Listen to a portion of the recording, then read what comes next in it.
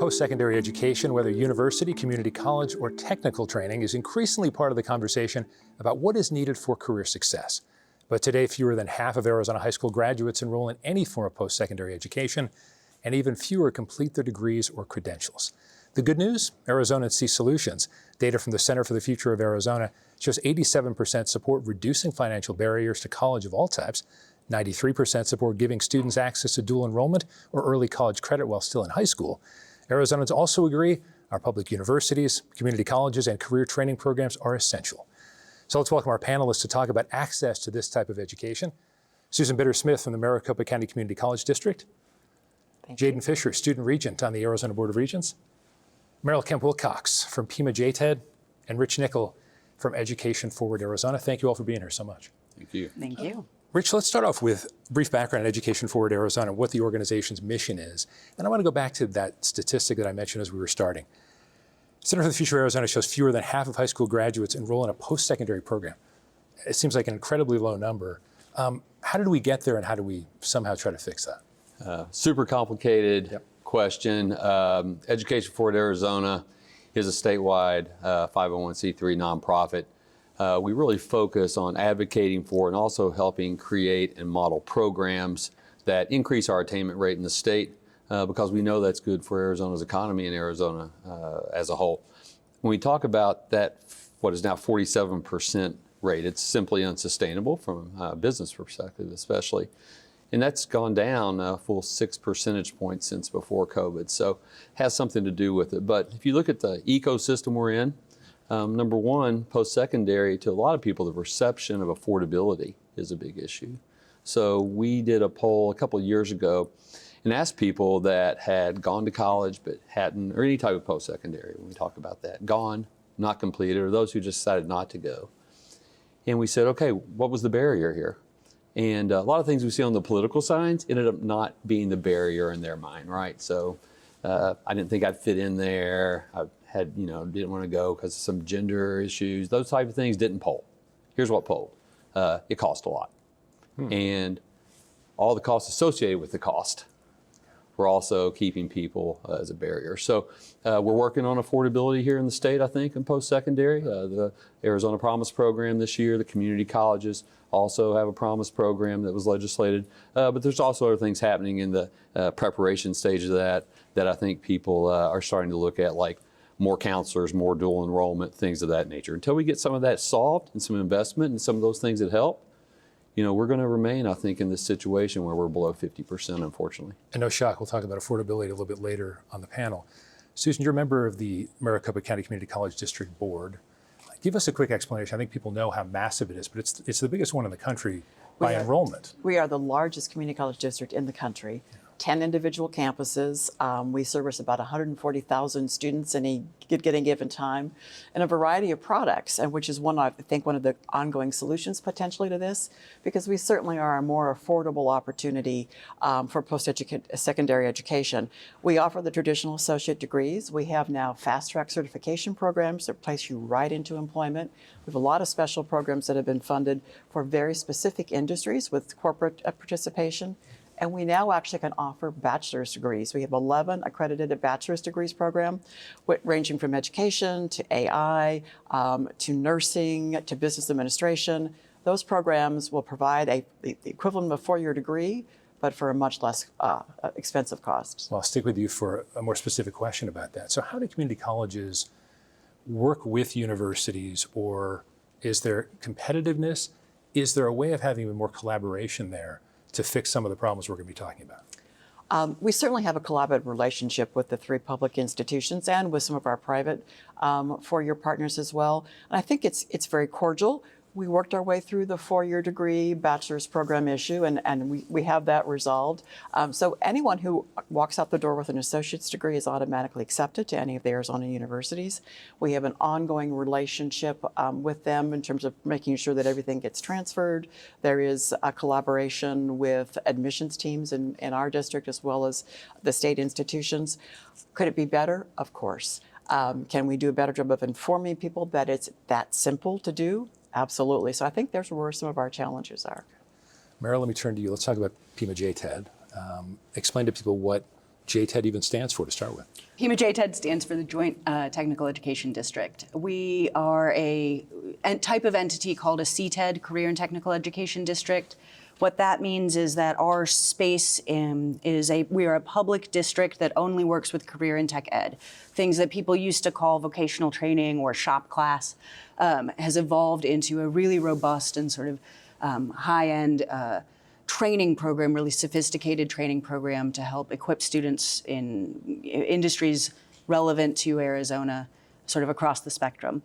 Have the programs gotten better in terms of really meeting the needs of Arizona's workforce? Our programs are very much selected to be things that tie directly into local workforce needs.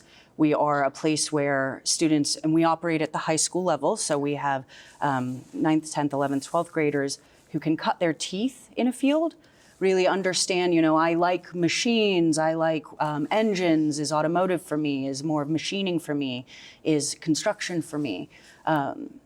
Or is it not for me, and the way to take that forward is in a CAD program or some other sort of an engineering program.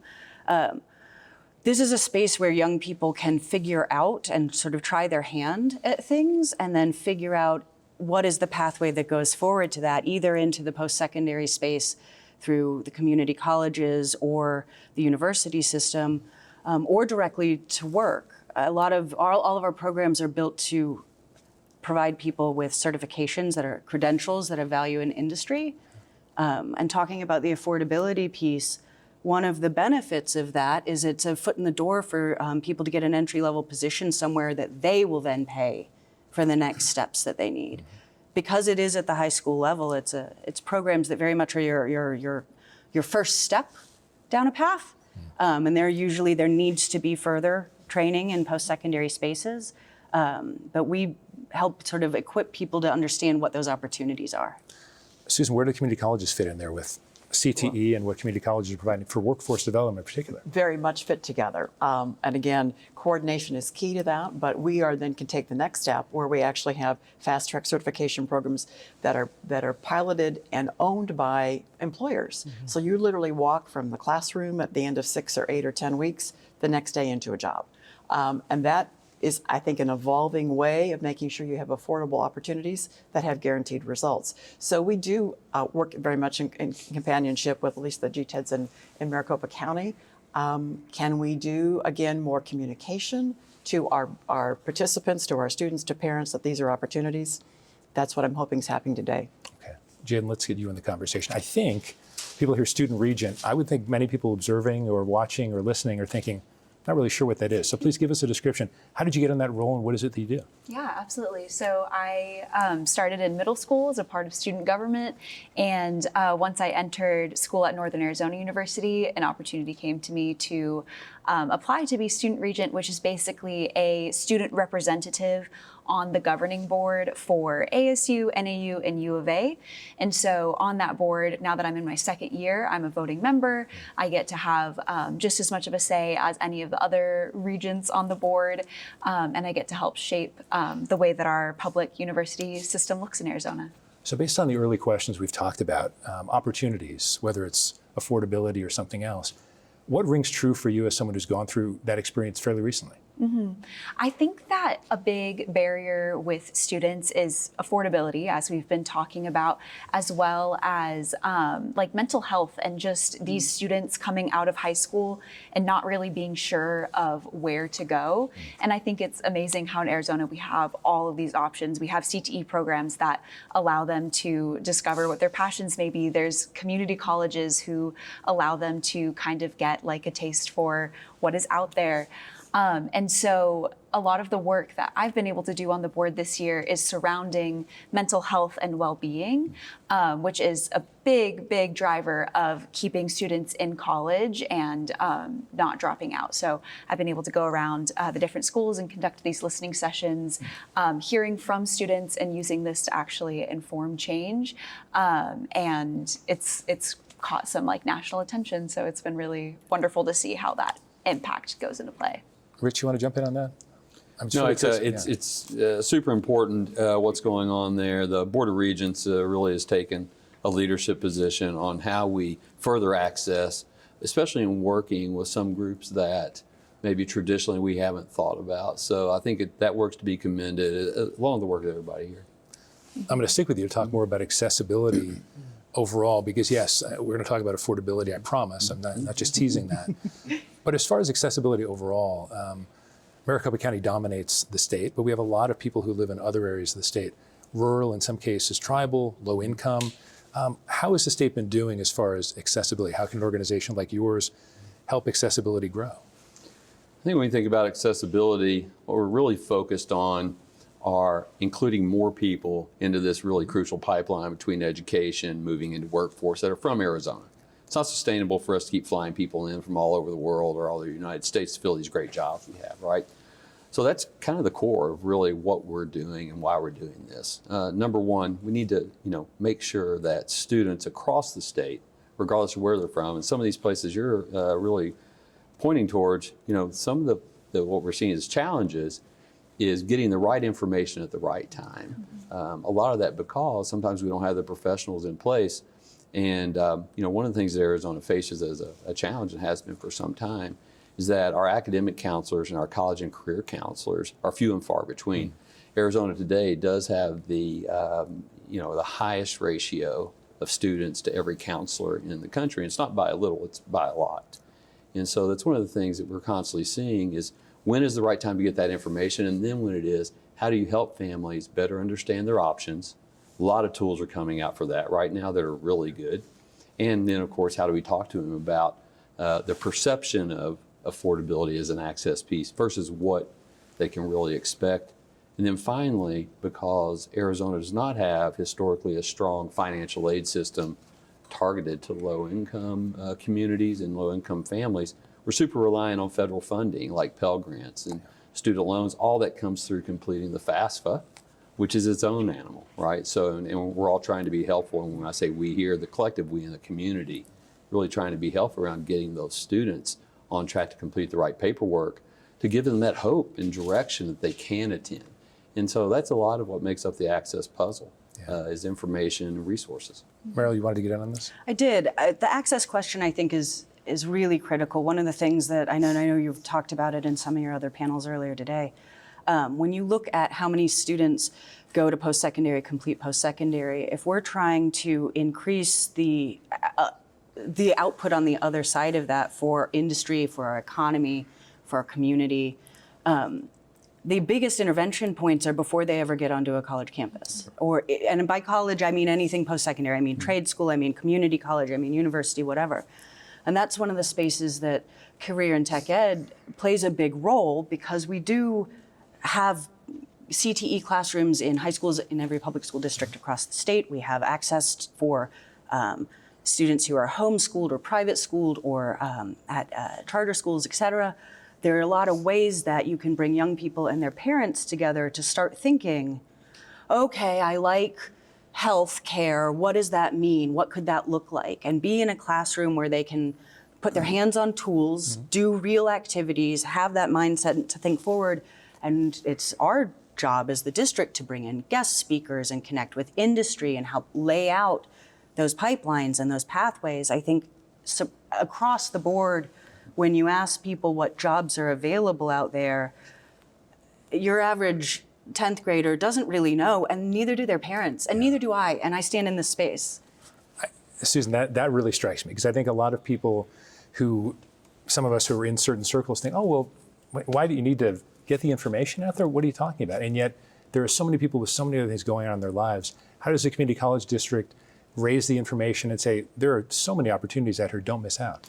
It's a very complicated network. We heard about choices even in elementary education. How do you figure out where you want that student to go? It gets much more complicated as you get further up in the process.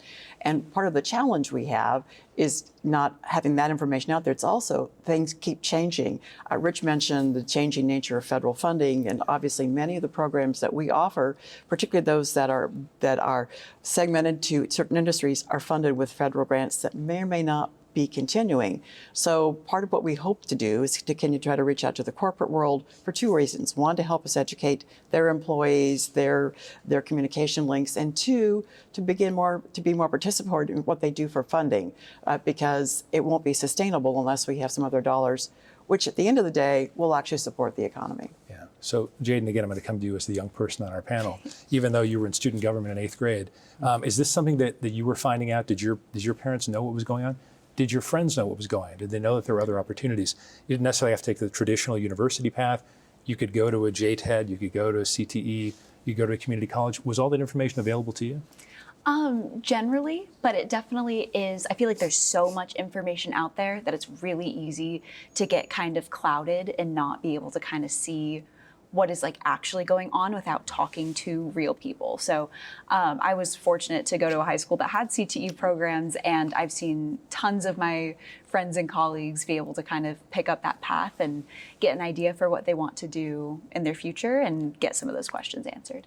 Susan, I need to come to you on dual enrollment. First of all, explain to folks what that is and how it helps high school students get ready for the next step. It's a great program, and it's applicable across the board, whether someone wants to go to a 4-year institution, to an ASU or a community college, or a CTE, because it allows you to be, as a high school student, to enroll in a class that also provides accreditation for that next step into post-secondary education. It makes things far more affordable, and there's options for those students too. They can maybe graduate quicker in a 2-year or 4-year process, or it allows them to do more things in that 4-year time frame if they will have taken all of their core curriculum courses, both in a dual enrollment program and then ultimately in those first couple of years, and then they get a chance to explore new and different opportunities. It's a very simple way to get information. Start going to websites for the institutions, and quite frankly, initiate that conversation with your counselor. Did you do that, Jadyn? Yeah, there's actually a resource called College Ready AZ, and it's a whole website. It's a landing page for students, for families to be able to really make sense of all of this information and like plan out how they want to tackle their career after high school. Okay. Rich, what are your thoughts on dual enrollment? I'll tell you the voters' thoughts on it first. I mean, we think sometimes we don't agree on much in the state. Well over 80% of Arizona voters agree that the state should be more active in helping to encourage and fund and invest in dual enrollment. We can't get 80% of the people in Arizona to agree the sky is blue on any given day, so it's meaningful in that way. We also know it's part of the affordability question, so we're certainly for that, and it gives people confidence they can do that level of work. So like ABOR, we have created a tool called Guide for Your Future, a website that really at any point from middle school on lets you know where you should be, what things you should be doing to get on that track. And we've also recently transcreated that into Spanish to make sure it has the right feel for especially the parents of a lot of the students that we help around the state. Are there limits to dual enrollment? Who can apply for it? What schools are taking part? I think one of the improvements that could be made in dual enrollment is that we really standardize that across Arizona, that opportunity, because of the relationships and partnerships around dual enrollment. A lot of times a community college or university in a region working with high schools in the region or JTED, CTEDs, we find some inconsistencies about how much it costs, things of that nature, and that's certainly a barrier to high school students if there is some type of cost involved. We also see that we don't have enough teachers or actually qualified to teach those dual enrollment classes. There's some very specific requirements that we really need to get a hold of and probably improve in some way to make sure that we're able to provide more access to this great, I think widely agreed upon great program. Merrill, I want you to weigh in. Does Pima JTED work with local Dual schools? enrollment, absolutely. Okay, we have a strong relationship with both the University of Arizona and Pima Community College, which is our local community college. We offer dual enrollment programs, so for some of our programs, like we have a really robust cybersecurity program on our campus, and our students get credit at the Pima Community College for that. We have a similar relationship in the engineering program with the University of Arizona. We also offer some concurrent enrollment, which if you're tuning in from home, Pima Community College, if you haven't been there, has the most beautiful automotive center you've ever seen. It's really spectacular. So we're not going to build our own. We're going to say, can we use that? And we send students there. And so they are doing a JTED program, but they are going to the campus to participate on it. And there's a number of programs like that that work. One of the other things that we talk about I wouldn't say dual enrollment space exactly, but one of the things, and listen, JTED is fantastic. We're great. But CTE as a model nationally is just a very effective model. Students will graduate high school at up to 20 percentage points higher than their peers just by participating in career and tech ed. And that's not magic. It's because they go to school, they are doing hands-on work, they're thinking about their future, they have this vision of what it ties to. And if they love their drone class and they have to sit through algebra to get there, then they'll sit through algebra and then they graduate, right? And so there is a lot of impact of participating in career and tech ed. And all the data also shows that they tend to be more ready for what comes next. They perform better in college and at work, all this stuff, right? So one of the things that we try and focus on, as well as our dual enrollment opportunities, is just the regular enrollment opportunities. Okay. Getting students who maybe they aren't ready to be in a dual enrollment class today, how do we get them to the point where they are ready absolutely to finish with us and walk across to Pima's campus or to the mall down at the U of A and be successful there? And so I think there's a really important piece there as well when you talk about prepping people and getting them into that, successfully making it through the pipeline to where they have family supporting jobs and strong careers and are a thriving member of the community. Rich mentioned one of the ongoing challenges with dual enrollment is that those programs are different in different counties. So for example, in Yuma County, a dual enrollment program is free to a student because there is state funding coming to Yuma County for that program. In Maricopa, that's not the case. There is no state funding coming to Maricopa community colleges. So we have a different arrangement, all which still is a great, much more affordable way of doing it than starting in the more traditional fashion. That's the kind of work we still need to do, is to figure out how we can communicate those differences to parents and students and why it is different and how to make it better, and to deal with the lack of certified teachers that can teach those courses, then apply for the accreditation that gets them to that place. Okay, we've waited a little bit of time. We've sort of touched on it. Rich, elephant in the room is affordability.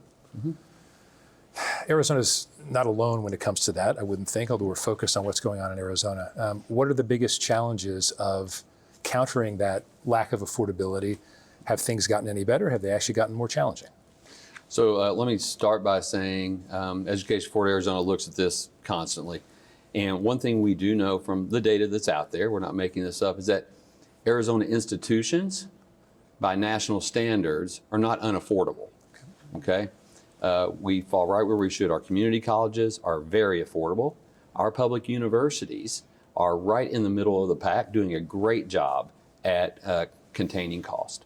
So there's a couple of solutions, I think, here that we need to look at. One, students need to have a much better understanding of what their real cost is.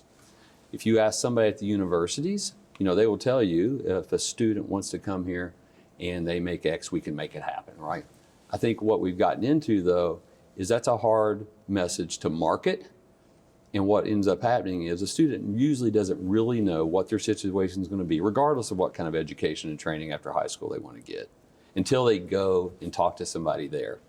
By that time, a lot of those folks have self-selected out of the process, right? So there is this affordability issue and also a perception of affordability issue that we're really dealing with. The other thing is we have to really get serious about investing in post-secondary education at the student level in our state. We're one of the only states in the country that does not have a robust financial aid system that's really targeted to help those most in need attend our colleges and universities. So we're overly, almost totally reliant upon federal funding to bridge that gap. Susan, you've been in public policy in the state for a long time. Is what Rich is saying is true? And if so, how do we get more of that robust supply? Well, I do want to just add on to his positive message, because 93% of our students coming out of the community college district in Maricopa leave with no debt. And I think that's a fabulous figure. Of the 7% that are leaving with debt, it's relatively small. Admittedly, that's because the overhead cost is lower. So it is an ongoing message, despite what I just told you, that we still need more engagement, I think, by the state in making up some of these differences, understanding the return on that investment is high. Because if you look at that, and Rich, your data supports this too, there is a high return on folks who are coming out of our programs into jobs that then generate taxes, then become solid citizens. I mean, it's a cycle that we need to continue to perpetuate. And it's all about messaging and getting those messages to voters and parents and students. So, Merrill, I want to take our viewers and listeners behind the curtain a little bit, because as we were sitting in the green room enjoying fantastic cups of water and other things, we talked a little bit about you coming from Georgia, and that Georgia has something that was set up by a previous governor. Without getting us too caught up in Georgia issues, can you give us an idea of what they did and whether you think that would be viable in Arizona? Sure. Georgia has developed over the course of at least, I think, the last 15 years, a really robust conversation around education and specifically targeting early literacy. Okay. And I know you spoke about it earlier in some of the other panels, but that early literacy piece is really quite critical for equipping students with the tools that they need to even have a chance to succeed further down the line. And I moved here from Georgia. My example for this is that I live in Tucson, and I tried to dig a hole in my yard, and I didn't have a jackhammer, and so it didn't get me very far. I didn't have the right tool for the job. Turns out you need a jackhammer.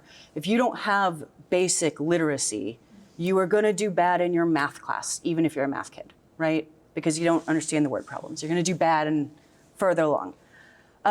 So there was a widespread effort, a really robust statewide effort to articulate that conversation across the state from an economic development perspective. The understanding that this isn't just effective to a cute 8-year-old. This is your future workforce. This is your workforce pipeline. And these are the levers you can pull, because it's your workforce pipeline, to really affect outcomes down the road.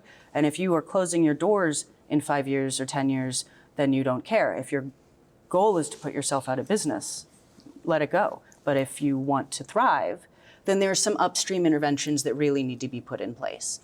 And I think that that is a really critical conversation to be having everywhere in the nation, but certainly, we see it here in Arizona around how do we pull together. This is an education system.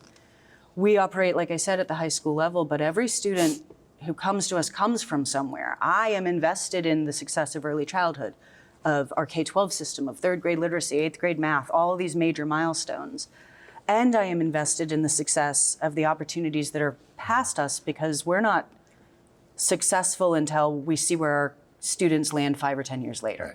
And so building that as an ecosystem. Susan, you first, then Rich, please. Well, moving on that is we have a good opportunity here with our business community too. The Arizona Commerce Authority, a number of municipalities have really become great partners with the community college system, with our other higher education institutions, in finding those matches so that we have a very specific program, but that those dollars are now coming from the end users, which would be the corporate employers. So I think there's a model there. Does it need to be enriched? Of course, but I see some of that coming here with those engagements from corporate partners that are also working with government overhead agencies to put the pieces and put us together. Okay. Rich?